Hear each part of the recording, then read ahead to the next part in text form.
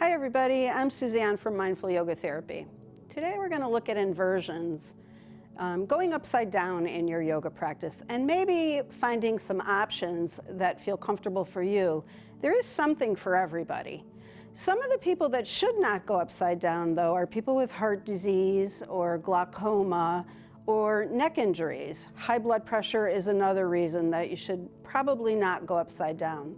If none of those ailments bother you, then let's explore what works for you. The reason that we go upside down in yoga is, there's a lot of reasons. One of them is to bring more blood flow up to the brain. Another one is to move the fluids in the body. So the blood has a pump, it has the heart, but the lymphatic system has no pump. So when we walk and move, we move the lymph fluid through our body. But what we want to do is get it really moving. I often think about a river. So if the river's flowing in one direction all the time, sometimes it grows moss along the sides.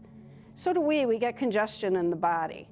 So if we can take ourselves and go upside down daily or periodically, maybe we flush the congestion from the body as we move all the fluids in the opposite direction.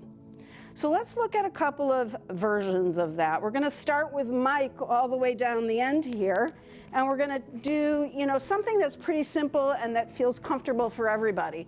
Mike's going to take his legs up the wall.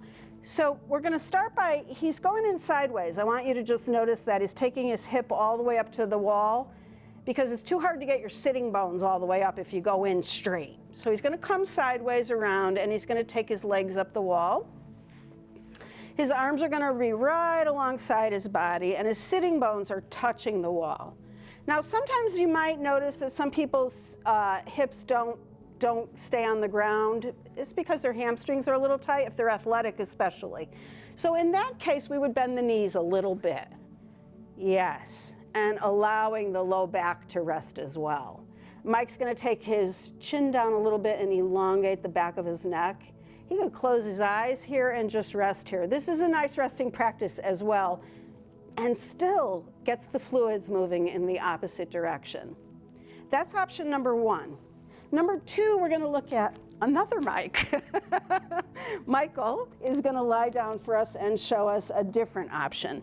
So he's going to use a support. Now, before we start this one, I just want to be real clear about this.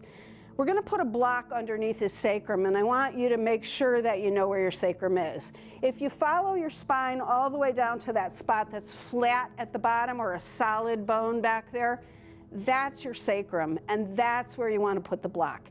You don't want to put it up on the spine because you'll end up hurting yourself. So Michael's going to lie down here. He's going to bring his block alongside him. Can I see this first? 1 second.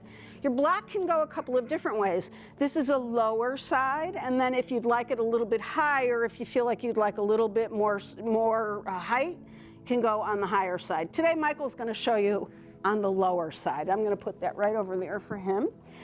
He's going to take his hands right alongside his body, press both hands and feet into the earth, and his hips are going to rise up a little bit. Beautiful. Now he's going to reach for his block and place it right under his sacrum. Remember, not on the spine. That's very important. Perfect. Good. He's going to take his hands back down for support again. He's going to take one knee in and the leg up first. And then the second knee comes in and the leg goes up as well. Also remembering that in this posture, the head should not turn from side to side. Keep your chin nice and low, just like Michael has it. And you can stay here for 5, 10, 20 breaths, whatever feels good to you. Then both knees can come back in. Step 1 foot at a time down. Beautiful. Pick the hips up, the block comes out, and then a nice slow roll down, just elongating the spine on the way down. And that's inversion option number 2. Number 3, we're going to look at Becca. Becca's going to come over to the wall the same way that Mike did, making sure her sitting bones come right up against the wall. Beautiful. So this is the beginning of shoulder stand, which Abby is going to show us in a minute. But this is the way that we prepare and learn to do shoulder stand. So Becca's going to take her hands down alongside her body and put her feet on the wall. It's like bridge, except at the wall. And she's going to pick herself up by pressing her hands and feet into, so you might want to even step your feet a little higher, Becca, and that'll help you get up a little higher. Beautiful. Now from here, she's going to take her hands to the bottom of her sacrum and press in and tuck her elbows in nice and tight. Beautiful. Feel good? Yep. And then you can start right here, stay here. This is perfect. The next option is to start to take the feet off the wall and prepare to come up on shoulders. You can take 5, 10, 20 breaths here, whatever feels right for you, or feet back on the wall. You could have just stayed right there. 5, 10, 20 breaths, whatever feels right.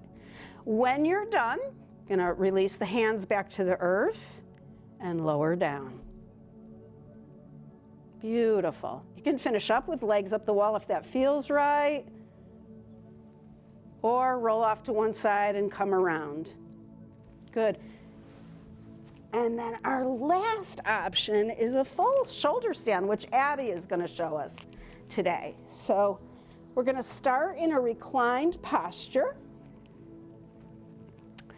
And Abby's going to take her legs all the way over her head to begin with.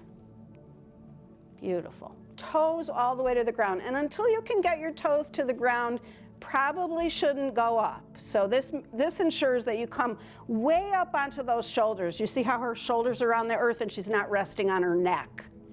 And then Abby's going to take one hand to each side here. Her elbows are going to be nice and tight. And from here, she's going to take one straight leg up at a time. And by using straight legs to go up, she's using the center of the body for her support instead of just flinging them up. 5, 10, 20, 50 breaths, whatever feels like the right practice for you.